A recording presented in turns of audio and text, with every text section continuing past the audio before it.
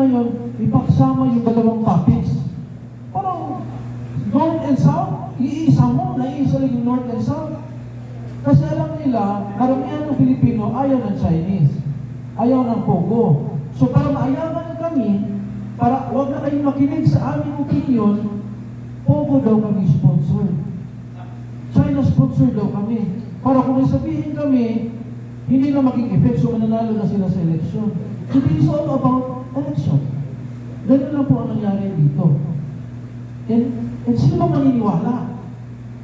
Ako po, kung kilala niyo ako, nagpabalo kayo sa akin, ako po yung unang mga tumira dyan sa mga vlogger na nagpapabayad para mag-promote ng sugal. Kasali na po yung mga artista, tinira ko yan, yung mga kamukha ko na artista dyan, hindi ko lang sabihin yung pangalan. Nagpapabayad po yan para mag-promote ng sugal. Tapos ngayon, bayad ako ng Pogo. Ano ba yan? Tinitira ko yung sugal, tapos ako na ngayon sundalo ng Pogo para tirahin ang mga congressman. So there's something wrong with that. And I really agree with all of it said. Gusto ko lang itong munang i-highlight na hindi na-mention kanina. Walang point na yung meeting eh. No? Kasi ganito po.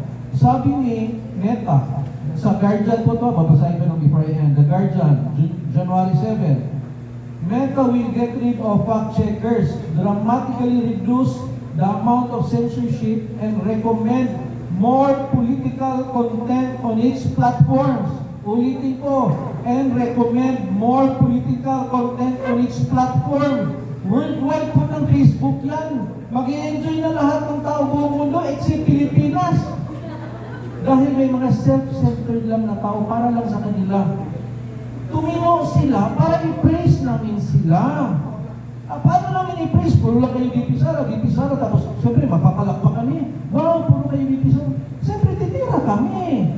Pero kung pinagbitingan niyo yung mga baha, yung mga mahal na pagkain, we will praise you, so there's nothing wrong with us. In addition, sabi niya, lalabas yan sa Facebook, Instagram, and Threads. Founder Mark Zuckerberg said, last paragraph before I end, in a video message, Zuckerberg vowed to prioritize free speech after the return of Donald Trump to the White House and said that the starting in the US, he found, get rid of the fact-checkers and replace them with the community notes similar to X. Ano yung community notes similar to X? Ibig sabihin, sa X na app, pag ayaw mo yung sinasabi, may notes doon, pwede mong anong saloobin mo, anong statement mo to correct that point. Ibig sabihin, na-solve na nito nila. Na kunyari, ayaw niyo yung sinasabi namin, lalagyan din ni Mark Zuckerberg yan ng community notes para doon kayo maglagay ng statement na, I'm sorry doctor, I don't agree with your point. So hindi na kailangan tayo pumunta doon sa house kasi may solusyon na po ang social media for these issues. Huwag na yung parang binibibi pa tayo na hindi kayo marunong yan. Gagawa kayo ng framework para hindi kayo makilos. Mas magaling pa kayo kay Mark Zuckerberg. Thank you so much.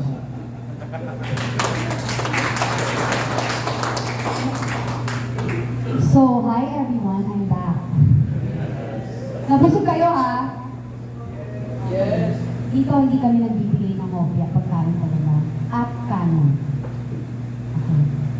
So, I'm Cathy Dinag and katulad ni Bob Mata, hindi rin po ako vlogger, hindi ako vlogger. And hindi po ako influencer. Nagkataon lang kasi sabi ko nga sa mga interview ko is itinalaga ng Panginoon na mapunta ako dito sa kung nasan man ako ngayon. Kasi kailangan kong maging parte ng mga grupong ito na nagsasalita lamang ng katotohanan. At nakikita niyo naman po, kami po lahat may mukha, may pangalan, at hindi po kami natatakot na masalita sa social media. Naniniwala po ako sa kasabihang thinkers are doers. Sa Tagalog, kung ano yung iniisip mo sa kapwa mo lagi yung pangit, ikaw yan. Lalo na, di ba sabi nga nila, ang kakambal ng sinungaling ay magnanakaw. Yan yun eh, di ba magkakakonek? Kaya ganyan nila kami tag as fake spreader. Fake news spreader. Di ba? Ganyan naman palagi. now is not about the ideology of legislation in Congress regarding freedom of speech and our pursuit of a democratic country. It is their personal vendetta to silence their critics and the voice of the Filipino people. If they don't like what they see and hear, they will crucify people who go against them. Sabi nga, nagbabalat sibuyas sila. Kung tumakbo po kayo sa politiko, dapat po handa kayo dito. We will go to HOR sa napakasimple at halatang biglan. Alam naman natin na di sila magiging fair sa pagdinig na gaganapin dahil sa mga nakaraang pangyayari. Nakita naman po natin ang mga inabot ng mga taong nagsasabi lamang ng kanilang totoong experience at tunay na storya. Lahat sila ay tinag na sinungaling. Lahat sila na-demoralize. Lahat sila ininsulto at hindi pinakinggan. So bakit po kami pupunta? Okay lang ho at na-content ulit. Na-content pa po sila. Okay lang kung makontent, kung makontent-content. Kaso hindi. Kaya, that is why we decided to go to court of law, not in Congress.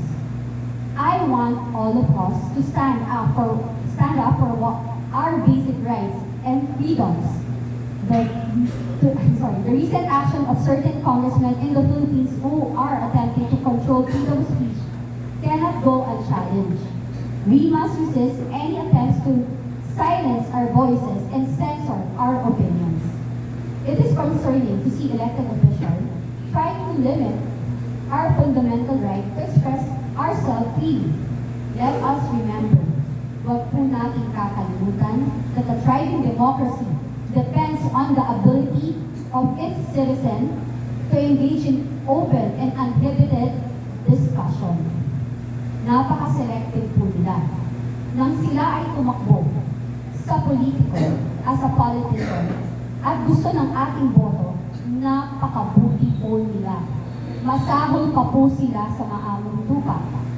Nakalimutan po nila na sa na wala po sila sa kanilang posisyon kung hindi po sa ating boto. Ang House of Representatives is House of the People. Hindi mo kayo nilagay dyan sa posisyon na yan para mo abusunin ninyo ang posisyong binigay sa inyo ng mamamayang Pilipino. Wala hong permanente sa politika. Lahat ho ay temporary lamang. Mas sana, kaya ang buba ang gusto nyo mangyari, ang mag-iwan mo kayo ng legacy na dadalhin ng mga anak at apo ninyo na ang sama-sama ng record na iniiwan nyo. You are abusing the power na binigay po sa inyo ng mamamayang Pilipino. Hindi po kayo karapat-dapat umupo sa posisyon na ibinigay sa inyo. Sa inyo, sa mga politician, sa mamamayang Pilipino, patuloy po tayong labanan ang mali na nangyayari sa ating bayan, ang pagnanakaw o pag-aabuso sa kaba ng ating bayan. May karapatan po tayong lahat, mayaman, mahirap, or anumang kinalalagyan natin aspeto natin sa buhay na magsalita. Dahil wala pong karapatan ng sino man na pumigil sa ating magsalita na ilabas ang katotohanan at ipaglaban natin kung ano ang nararapat at ikabubuti ng ating bayan. Maraming salamat po.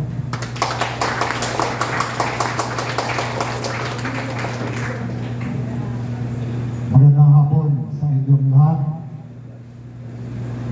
Ako po si dating PIDEA agent, Jonathan Morales. Alam nyo, napakatagal kong inantay yung pagkakataon na ako ay maimbitahan daan sa House of Representatives. Subalit, talagang yung mga pagkakataon na yun, dumating ako doon sa punto na talagang seryoso ako kinausap ng aking abogado na si Atty. Vincent Badong. Ang tapang kahit kailan pwede mong ipakita. Subalit, depende sa laban na pupuntahan mo. Sa mga pagkakataong katulad nito, kung saan yung kalaban natin ay hindi lumanlaban ng patas. Nagtatago ang mga ito sa kapangyarihan, taglay ng legislative power. Ginagamit nila yung kapangyarihan ipinagkaloob ng ating saligang batas. Kapangyarihan siyang sisiin sa karapatan ng lahat ng Pilipino. Bagamat nag-aagaw yung damdamin ko at doon sa maganda at legal na suhisyon ng aking abogado, napagpan sa kalooban ko, sinunod ko siya at ganon din ng konsensus ng karamihan sa mga kasama ko. Gusto ko talagang nakaharap si Congressman Barbers, si Dan Fernandez, si Congressman Paduano, at iba pa, upang pamukha sa kanila, ginagawa niyo pa talaga yung mandato na pinagkaloob sa inyo ng taong bayan. Nanginginig ako bilang isang dating alagad ng batas. Gusto ko talaga silang sampalin ng katotohanan. Bakit? May nabago ba sa buhay namin kaysa sa mga buhay ninyo ngayon? Saan galing yung mga ginagastos ninyo? Saan galing yung mga suot-suot ninyo? Yung mga sasakyan yung bulletproof? Yung mga alas ninyo? Yung mga suot-suot ng mga asawa ninyo? Ng mga kapit ninyo? Yung mga pamubuhay ninyo? Saan galing? Kami, ako, nagpapakamatay, nakikipagbakilan, umaharap sa bala, umaharap sa pangalit para sa bayan. Kayo, ano ginagawa niyo? Diba? Ano ang ginagawa ninyo? Ikukulong ninyo ako? Sige, walang problema sa akin yan. Pero, sisiguruhin ko na kalagkarin ko kayo at ilalantad ko ang lahat ng katarantaduhan nyo sa sambayan ng Pilipinas. Yan ang gusto niyo, di ba? Ako lang at kaming mga vloggers ang kaya ninyo. Bakit hindi nyo imbestigahan si Bongbong Marcos? Bakit hindi nyo imbestigahan si Lisa Marcos? Puro kayo sindikato. Mga ipokrito kayo. Ha? Nakakalimit kayo ng laman. Nakakalimit kayo talaga ng laman. Ako, umaamin ako ng tao na nakapatay ko. Kaya nyo bang gawin yan para sa bayan? Alam nyo, sa totoo lang, pagka nakikita ko yung ganito, yung kinakaya-kaya ninyo, yung sambayan ng Pilipino na nagpapasweldo sa inyo, nanliliit ako. Nanliliit ako.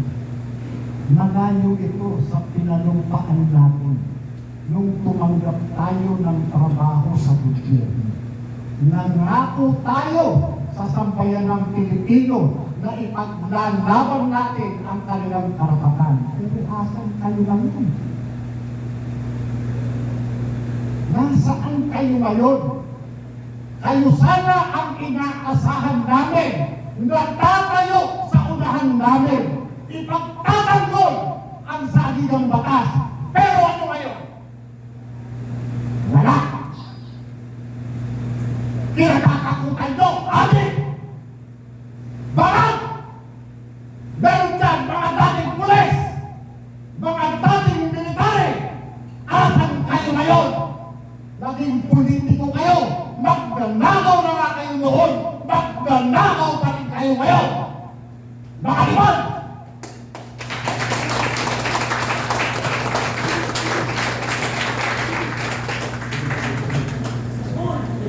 Oh.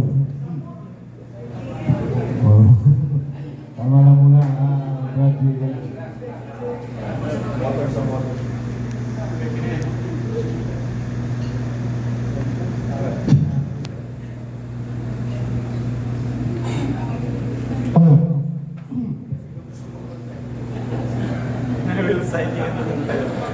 Mr. Chair.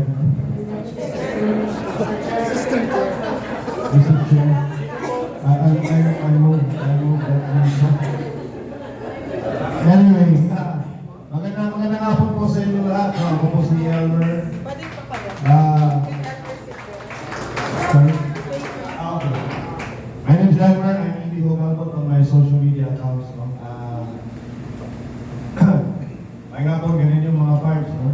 Actually, nung when I woke up kanina, about 5:30 in the morning, parang si Eric Sylvester, yung aking accent.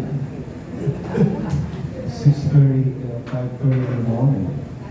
I woke up. Sabi ko sa sarili ko, siniyawa, anong naamagaligin? Ako kung animal. Why am I here? You know why am I here? Because I was labeled so many names because I chose to write my opinions on my social media accounts. I've been labeled a Russian-trained Chinese propagandist. I've been labeled as a paid Pastor Apollo Kibuloy apologist. Most recently, I was labeled as a GDS double agent. Pero ako, wala akong problema na. You can label me anything. I don't really care. What I cannot accept. I'm sorry. Okay. What I cannot accept is for me to find my name published in the Inquirer, allegedly from a press statement of Dan Fernandez. And I was one of those 40 na nilista nila na iniimbitahan nga precisely because parang nakonstruo na kami ay fake news spreader. Isa ako. At Pogo vlogger at narco vlogger. That I cannot accept. Why? Because hindi rin naman tayo politiko. Katulad nila, sinusulat lang namin at sinasabi lang namin ang mga opinion namin. Anong nangyayari sa bansa namin? Galing kami ng Cebu. Isaya ang luha si Cebu. Pero we never really thought that people in Congress would care about what we opine or what we write. Pero, because, dahil nga gusto nilang i-silence yung legitimate political dissent at medyo naaanghangan na sila sa aming mga kritisismo, talagang gusto nila patahimikin tayo. That's why, collectively, we've decided to go the legal route. Because the legal route is where we will be given a fair trial or a fair opportunity to defend ourselves. Not in the biggest crocodile farm of the country, Congress. Kasi, we've seen it. They are not just out to silence legitimate political dissent. They are out to destroy the reputation of everyone that they perceive to be their political enemies. Case in point, the hearing on Alice Go, Cassandra Leong, and a few others. Anong napala nila? Out of the 4 cases na pinail nila, ang nag-prosper lang for the violation of anti-money laundering is kay Alice Go. Ang kay Cassandra Leong and the 2 others were dismissed.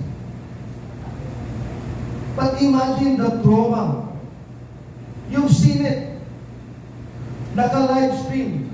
The trauma, the emotional suffering Cassandra Leong were subjected to.